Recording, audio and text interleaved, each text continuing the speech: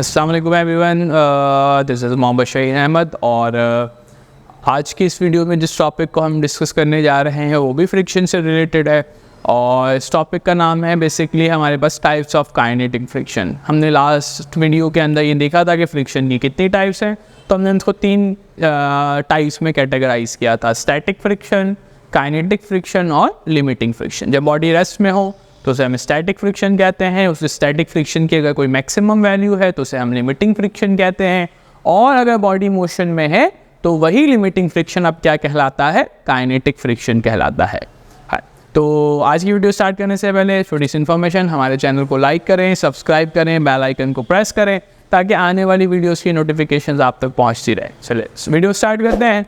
आज हम डिस्कस करने जा रहे हैं टाइप्स ऑफ काइनेटिक फ्रिक्शन। अब अगर हम types of kinetic friction discuss करने जा रहे हैं तो हमारे पास काइनेटिक फ्रिक्शन की 2 टाइप्स होती हैं। एक टाइप कहलाती है हमारे पास स्लाइडिंग फ्रिक्शन और दूसरी टाइप कहलाती है हमारे पास रोलिंग फ्रिक्शन। तो हमारे पास फ्रिक्शन की 2 टाइप्स हैं। एक टाइप कहलाती है हमारे पास स्लाइडिंग फ्रिक्शन और दूसरी टाइप क्या कहलाती है भाई? Rolling friction. बहुत सिंपल से ये 2 टर्म्स है, स्लाइड और रोल। मिसाल के तौर पर एक ऑब्जेक्ट है और उस ऑब्जेक्ट को मैं एक सरफेस पर रख लूं और उसे आगे की तरफ खींचूं, तो ये तो हमारा एक्सटर्नल फोर्स है, तो बॉडी अभी रेस्ट में है, ठीक है। अब मिसाल के तौर पर फोर्स, चले मान लेते हैं बॉडी है मोशन के अंदर, तो फोर्स इसे खींच रहा है, तो फ्रिक्शनल फोर्स क्या करेगा? उसे अपोजिट डायरेक्शन में रोकने की कोशिश करेगा। तो ये वाला जो फ्रिक्शनल फोर्स है, क्योंकि एक बॉडी दूसरे बॉडी पर स्लाइड होते हुए आगे बढ़ रही है, फिसलते हुए आगे बढ़ रही है, तो इस तरह के फ्रिक्शन को हम क्या कहेंगे? हम कहेंगे sliding friction. We call that sliding friction. Rolling friction क्या है कि अगर एक सरफेस पर हम एक सर्कुलर ऑब्जेक्ट ले लें और अब उसे आगे ले, तो अब ये ऑब्जेक्ट अगर आगे मूव हो रहा है तो काइनेटिक फ्रिक्शन तो है, मगर ये काइनेटिक फ्रिक्शन कैसे जनरेट हो रहा है? ये बॉडी के अंदर जो काइनेटिक फ्रिक्शन जनरेट हो रहा है वो रोलिंग पर्पस से जनरेट हो रहा है, तो इसलिए हम इसे क्या कहेंगे? इस फ्रिक्शन को कहेंगे रोलिंग फ्रिक्शन, ठीक है। तो याद रखिएगा 2 टाइप्स है, एक स्लाइडिंग फ्रिक्शन है और एक रोलिंग फ्रिक्शन है। अब इसमें चीज़ें क्या है? तो बहुत आसान सी बातें हो गई। ये स्लाइडिंग फ्रिक्शन क्या है? जब एक बॉडी दूसरे बॉडी पर स्लाइड करे। रोलिंग क्या है? जब एक बॉडी रोल करते हुए आगे बढ़े। तो सिंपल टर्म्स। बट अगर हमसे पूछा जाए कि भाई स्लाइडिंग फ्रिक्शन ज़्यादा होती है रोलिंग फ्रिक्शन, तो हम कहेंगे always a sliding friction is greater than a rolling friction. Sliding friction जो है वो रोलिंग फ्रिक्शन के मुकाबले में ज़्यादा होता है।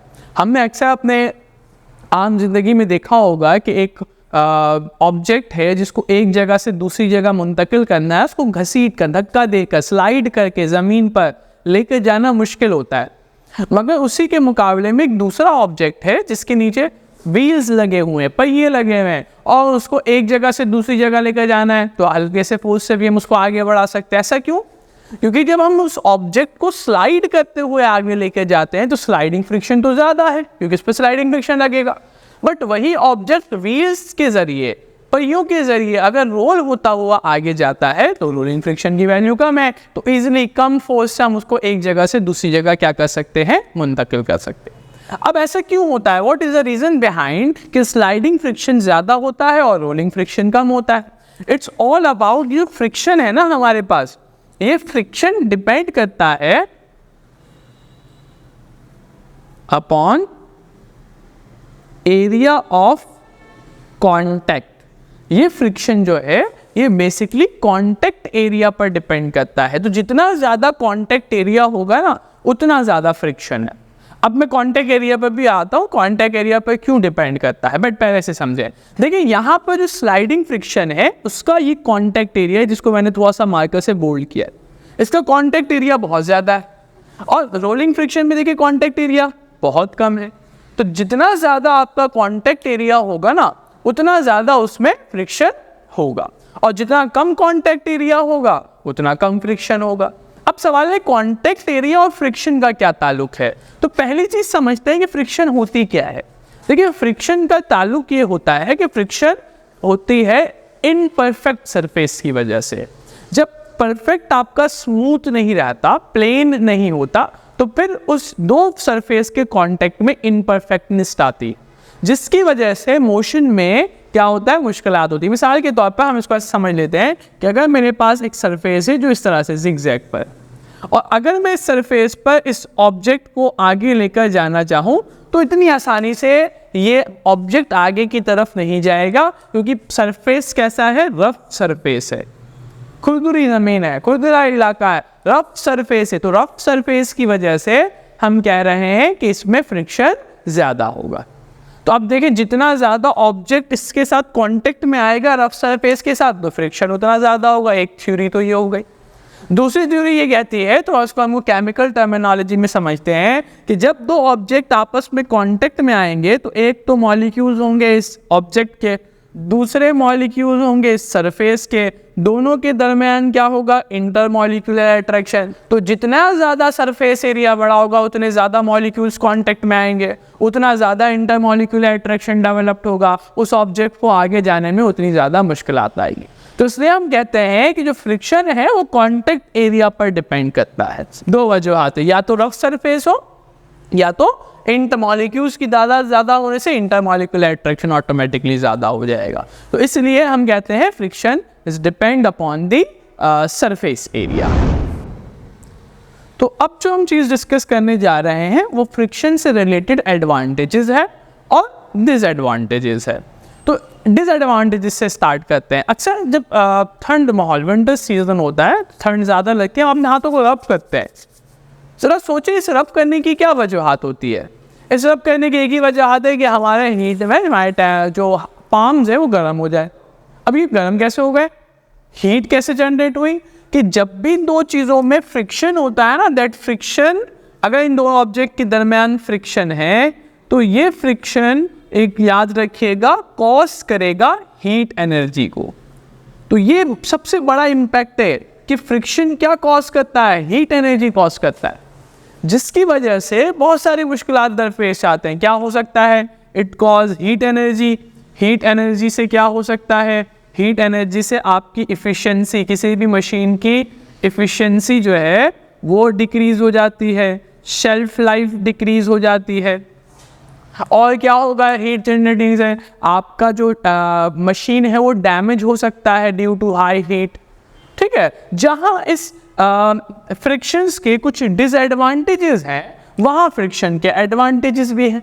मिसाल के तौर पर हमारे ज़मीन और हमारे पैरों के दरमियान भी फ्रिक्शन है, जो प्रॉपर ग्रिप प्रोवाइड करता है हमें चलने के लिए। आपने कभी ऑब्जर्व किया होगा ऐसी सरफेस जो बड़ी स्मूथ है, प्लेन है, लाइक एक ऐसी सरफेस जिसमें टाइल्स लगे हुए हैं, और उस सरफेस में अगर पानी आ जाए, पानी गिर जाए तो फ्रिक्शन और कम हो जाता है, और उसमें अगर कोई शख्स चलने की कोशिश करे तो उसको मुश्किलात होती है, दौड़ने की कोशिश करे तो मुश्किलात होती है। इस बात का खदशा होता है कि वो शख्स स्लिप हो जाए, गिर जाए। क्यों? क्योंकि उसके पैर और सरफेस के दरमियान जो ग्रिप है वो प्रोवाइड नहीं हो पा रही। क्यों नहीं हो पा रही? क्योंकि उनके दरमियान फ्रिक्शन कम हो गया। इसी तरह बाइक के टायर्स, साइकिल के टायर्स में ग्रिप्स बनाए जाते हैं।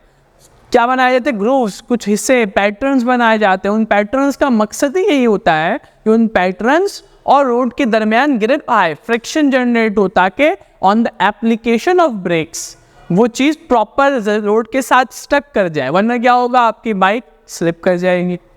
तो जहाँ फ्रिक्शन के डिसएडवांटेजेस, वहाँ एडवांटेजेस भी। एक डिसएडवांटेज क्या होगा, मुसलसल फ्रिक्शन की वजह से कुछ चीज़ के जो वेयर एंड टेयर होता है वो इफेक्ट हो सकता है। मिसाल के तौर पर एक सरफेस पे मुसलसल फ्रिक्शन हो रहा है, ये हो रहा है, ये हो रही, तो सरफेस डैमेज हो जाएगा। दो चीज़ों के फ्रिक्शन से, रगड़ से वो सरफेस क्या हो सकता है, डैमेज हो सकता है।